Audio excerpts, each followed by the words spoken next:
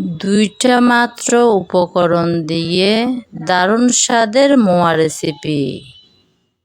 কত সহজে রেডি করে নিলাম মোয়া। নমস্কার বন্ধুরা, কেমন আছেন সবাই? আশা করি সবাই ভালো আছেন, সুস্থ আছেন আর নিরাপদে আছেন। আমিও আছি বেশ। তাই প্রতিদিনের মতন আজকেও চলে আসলাম নতুন একটা রেসিপি সঙ্গে নিয়ে। আজকে বানাবো কি সেটা নিশ্চয়ই আপনারা থাম্বনেল দেখে বুঝে গেছেন।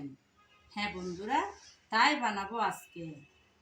এখন তো শীতের সময়, পিঠাপুলির দেশ বাংলাদেশ, তার সাথে কিন্তু গরম গরম চা আর একটা মোয়া থাকলে খুব মজারই হয়। সেই মোয়াই বানাবো আজকে আমার ছোট্ট রান্নাঘরে। মোয়া বানানোর জন্য আমি এখানে কিছুটা পরিমাণ মুড়ি নিয়েছি। এই মুড়ি কিন্তু আমি বাজার থেকে এনেছি। হয়তো এখানে বালু থাকতে পারে কিংবা পোড়া মুড়ি থাকতে পারে, তাই শুরুতেই পরিষ্কার করে নিতে হবে যেন পোড়া মুড়ি না থাকে আর বালি যেন চলে যায়। সেজন্য এরকম একটা ঝুড়ির মধ্যে মুড়ি নিয়ে শুরুতেই এভাবে চালিয়ে নিতে হবে। আমি তাই মুড়িগুলো ছেড়ে নিয়ে ফিরে আসবো আপনাদের মাঝে। ততক্ষণ আপনারা আমার সঙ্গে থাকুন। এই যে বন্ধুরা, আমি মুড়ি চেলে নিয়েছি আর যেগুলো পোড়া মুড়ি ছিল সেগুলোও পরিষ্কার করে নিলাম। এখন রেসিপিটা বানানোর পালা। মোয়া বানানোর জন্য চুলায় একটা প্যান দিয়েছিলাম, সেটা হালকা গরম হয়ে আসছে। সেই প্যানের মধ্যে দিয়ে দিলাম গুড়। আমি কিন্তু আখের গুড় নিয়েছি। মুড়ির এই মোয়া বানানোর জন্য কিন্তু আখের গুড়ই লাগবে, অন্য গুড় হলে হবে না। তো একটু নেড়ে চেড়ে নিয়েছি।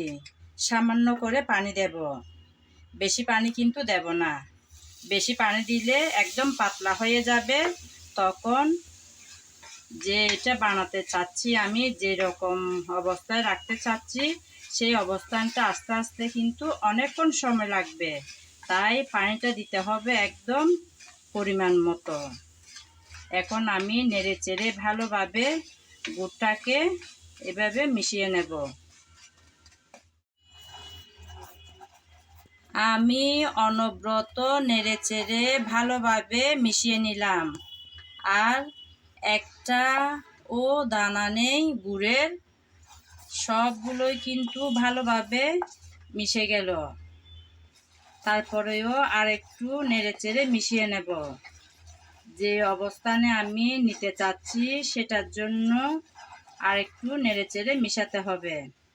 আপনারা চাইলে হাত দিয়ে দুইটা আঙ্গুল দিয়েও দেখতে পারেন স্টিকি ভাবটা আসছে কি না, অথবা এই যে কাঠির মধ্যে নিয়ে উপর থেকে যখন এভাবে দেখবেন সুতার মতন পড়লে তখন বুঝতে হবে ঠিক পজিশনে চলে আসছে। আমারটাও কিন্তু রেডি হয়ে গেল। দেখুন বন্ধুরা, উপর থেকে কিন্তু কিভাবে, এই দেখুন এভাবে সুতার মতন করে পড়ছে। তাইলে আমারটাও রেডি হয়ে গেল। এখন আমি আগে থেকে রেডি করে রাখা মুড়িগুলো দিয়ে দেব। এখন রেডি হয়ে যাওয়া গুড়ের মধ্যে মুড়িগুলো আমি পরপর দিয়ে দিচ্ছি, একসাথে দিচ্ছি না, একটু একটু করে আমি এভাবে সব দিয়ে দিলাম। এখন নেড়ে চেড়ে ভালোভাবে মিশিয়ে নিতে হবে। কম বেশি আমরা কিন্তু অনেকেই মোয়া পছন্দ করে থাকি, সেজন্য কিনেও খাই। আজকালকার দিনে অনেক সময় দেখা যায় স্বাস্থ্যকর খাবার পাওয়া একদম দুর্লভ।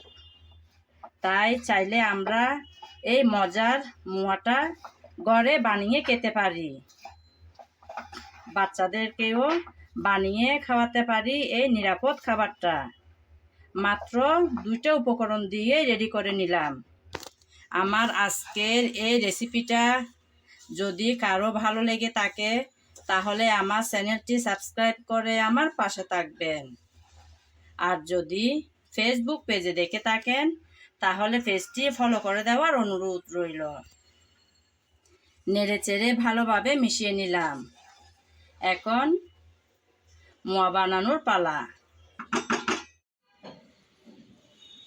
চুলা থেকে নামিয়ে নিয়ে আসলাম ডাইনিংয়ে। এখন আমি আমার পছন্দ মতন শেপ করে মোয়া বানিয়ে নেব। এভাবে অল্পটুক আমি নিলাম, হাতের তালুর মধ্যে চেপে চেপে এভাবে বানিয়ে নিতে হবে। ছোট বড় আপনারা আপনাদের যে কোনো ইচ্ছা মতন শেপ করে বানাতে পারেন। এই যে দেখুন বন্ধুরা, বানিয়ে নিলাম। আমি আরেকটা বানিয়ে দেখাচ্ছি। আরেকটা বানিয়ে দেখালাম। দেখলেন তো বন্ধুরা, কত সহজে রেডি করে নিলাম মোয়া। এভাবে করে করে সবগুলো আমি বানিয়ে নেব। আপনাদেরকে পরিবেশন করে দেখালাম বন্ধুরা। দেখুন বন্ধুরা, কি সুন্দর না দেখতে হয়েছে, একদম লোভনীয়। গরম গরম চায়ের সাথে এরকম শীতের সময় যদি থাকে এরকম একটা মোয়া, তাহলে কিন্তু মন্দ হয় না। আজ এ পর্যন্ত। সবাই ভালো থাকবেন, সুস্থ থাকবেন আর নিরাপদে থাকবেন। আগামী ভিডিও দেখার আমন্ত্রণ জানিয়ে আজ এখানেই বিদায় নিলাম।